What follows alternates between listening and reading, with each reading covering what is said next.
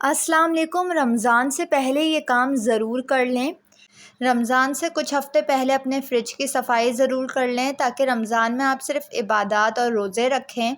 रमज़ान से पहले फ़्रिज साफ़ करने का एक फ़ायदा ये भी है कि आप रमज़ान में कोई भी चीज़ बआसानी रख सकते हैं और ईद के लिए भी आपको दोबारा फ़्रिज साफ़ करने की ज़रूरत नहीं पड़ेगी। अफ्तारी में सबके मनपसंद रोल समोसे पहले से तैयार करके रख लें और अफ्तारी से कुछ मिनट पहले आप तल कर इससे लुत्फ़अंदोज़ हो सकते हैं।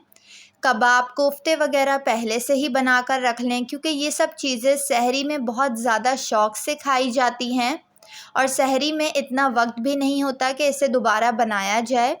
रमज़ान में तली हुई अशिया का कम से कम इस्तेमाल करें और रात का खाना ज़रूर खाएं ताकि पूरे महीने आपका मैदा और पेट ठीक रहे।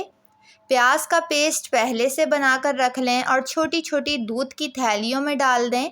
जब ज़रूरत हो तो पहले से निकाल कर पानी में डाल दें, पिघलने पर इस्तेमाल करें। तकरीबन हर सालन में ही प्याज के पेस्ट की ज़रूरत होती है। पकोड़े के काम को आसान बनाने के लिए पकोड़ों में जो मसालेजात डाले जाते हैं सबको एक जगह पहले से स्टोर कर लें और ये सूखे मसालेजात बेसन में शामिल करके पानी के साथ हल करें और पकोड़े फ़ौरन बना लें।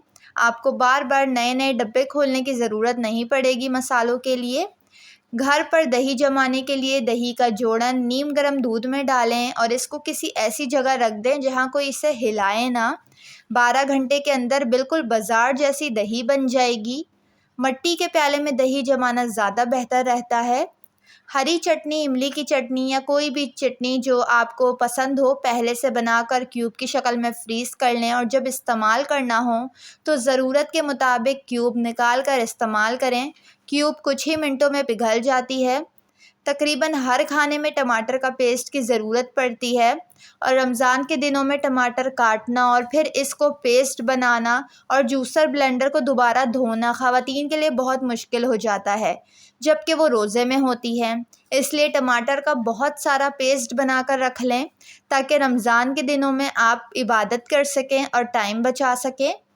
शरबत में हर कोई लीमू का रस डालता है और लीमू शरबत बनाया जाए तो इसमें लीमू के रस की कसीर मिकदार इस्तेमाल होती है।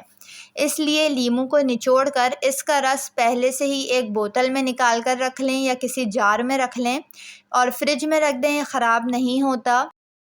जूसर ब्लेंडर से बदबू दूर करने के लिए ब्लेंडर में डिश वॉश लिक्विड डालकर चंद सेकंड चला दें और फिर ब्लेंडर को पानी से धो लें।